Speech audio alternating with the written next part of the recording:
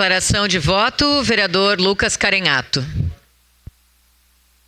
Gosta de ser chamado de extrema-direita. Não sei se é estratégia política ou o que é.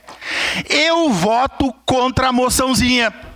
Como votei contra uma moção aqui, já que vocês estão dizendo que essa moção vai liberar as drogas, mas vocês são os pais da moção que liberou os pedágios.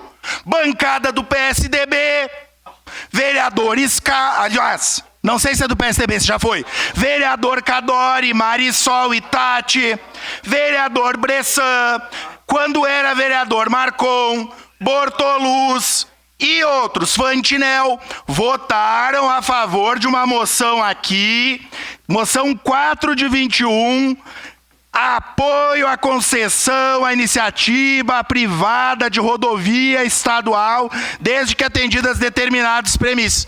Então, vocês têm que dizer o que vocês são, porque naquela moção lá que era a favor dos pedágios, eram contra ou não eram a favor dos pedágios? Eram a favor?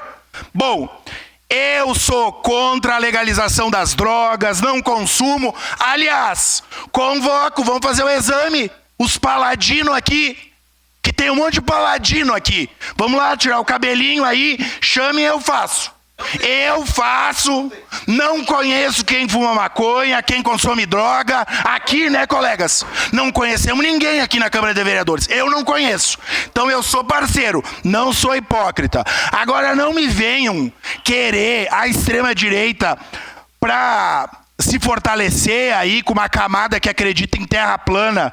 Aliás, falam, da extrema esquerda, do PT, eu não estou atribuindo.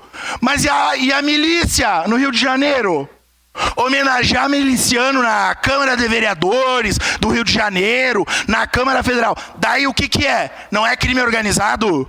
Façam-me o favor, né? Eu sou contra pedágio e sou contra a moção que não leva a lugar nenhum. Voto contra essa moção e sou contra o uso das drogas, já que vão fazer videozinho, dizendo que a gente é a favor da maconha e tal, mas não tem problema. Obrigado, presidente.